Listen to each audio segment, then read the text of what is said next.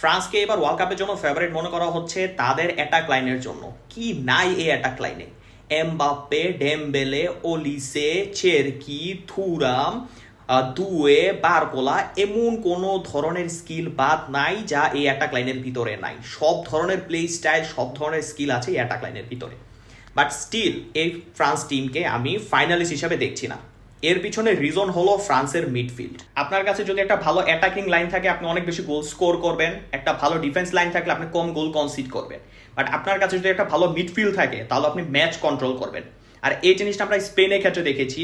স্পেনের মিডফিল্ড এত বেশি স্কিলফুল বা এত ভালো যে ওরা মিকেল মরিনো বা ওরেজাবালের মতো ফলস নাইন যারা আছে তাদেরকে বেস্ট স্ট্রাইকার হিসাবে প্রমাণ করেছে।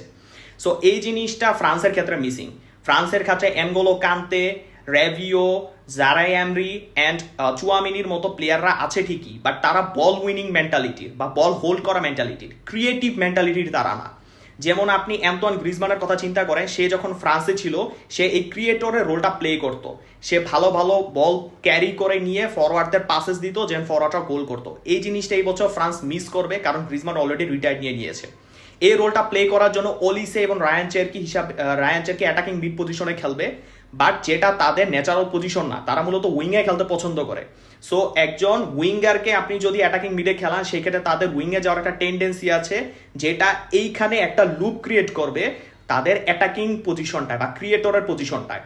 সো ফ্রান্স এটাকে কিভাবে ওভারকাম করবে সেটাই এখন এই ওয়ার্ল্ড কাপে দেখার বিষয়। এছাড়া তাদের ডিফেন্স ডুও যথেষ্ট ভালো। তাদের কাছে ওবামেকানো আছে, স্যালিভা আছে, ইব্রাহিম কোনাতে আছে, তারা যথেষ্ট ভালো। এবং তাদের কাছে ওয়ার্ল্ড ক্লাস কিপার আছে মাইক মাইনন। বাট তাদের যে ফুল ব্যাক পজিশন, সে ফুল ব্যাক পজিশনটা কিন্তু এখন অতটা ভালো না, সেটাও কিন্তু ভুলনারেবল। থিও হার্নান্দেস এখন আর আগের মতো ফর্মে নাই, আবার অন্যদিকে কুন্দেও কিন্তু এখন আর আগের মতো ওরকম ভালো পারফর্ম করছে না।